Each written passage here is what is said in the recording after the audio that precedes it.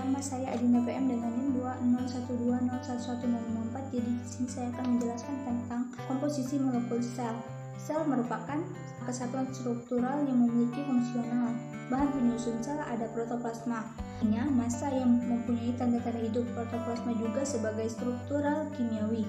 Protoplasma juga sama dengan semua jenis sel, hanya perbandingan kurang lebih berbeda. Senyawa sel ada air, senyawa organik, contohnya protein, lipid, sakarida, dan lain-lain. Pada air digolongkan dalam 3 jenis. Yang pertama adalah air intramolekul, contohnya bagian molekul protein, air terikat, contohnya ada protoplasma, air bebas, contohnya air vakuola. Senyawa organik ada protein, unsur-unsurnya ada unsur C, H, O, dan N. Kan air yang pertama adalah sebagai katalisator, yang kedua adalah sebagai kadar metabolit yang dibutuhkan, yang ketiga adalah menyebabkan gerak dan memantau aktivitas gen. Protein juga sebagai salah satu dari biomolekul raksasa seperti polisakarida, lipid, dan lain-lain. Kode genetik dibawa dengan DNA menjadi RNB yang sebagai transaksi yang dilakukan ribosom. Kedua ada asam amino. Asam amino adalah penyusun protein turunan. Glikosilat mengandung gugus karboksid dan gugus amino. Klasifikasi protein ada protein berdasarkan susunan. Contohnya ada protein fibrosa dan ada protein globular. Protein berdasarkan peran ada protein struktural, artinya sebagai penunjang atau penyokong, dinamis atau fungsional, katalisator untuk metabolisme. Jenis asam amino ada lisin, leusin, serin, folin, dan tirosin, serta dan lain-lain. Nukleotida dan asam nukleat. Terdapat 2 golongan besar asam nukleat terhadap organisme hidup, yaitu DNA dan RNA. Asam nukleat dipecah menjadi monomer-monomer disebut nukleotida.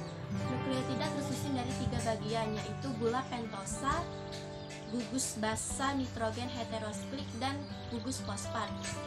Nukleotida senyawa organik berperan sebagai monomer penyusun polimer asam nukleat, asam RNA, dan asam DNA.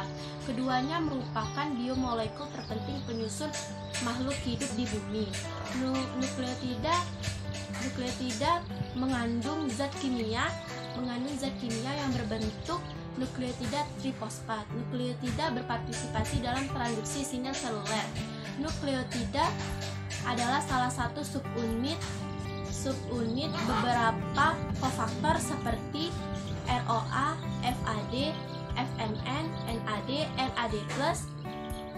Kofaktor tersebut berperan penting dalam fiksasi energi. Lipid mencangkup asam lemak, lemak netral, fosfolipid, glycolipid, dan terpen. Karbohidrat adalah senyawa organik yang melimpah di bumi. Terdiri dari karbon, hidrogen, dan oksigen yang berfungsi pada tubuh makhluk hidup sebagai bahan bakar, cadangan makanan, dan materi pembangun.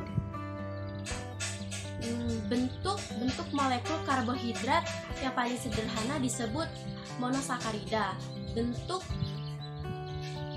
banyak karbohidrat yang tersusun menjadi rantai panjang bercabang-cabang disebut polisakarida.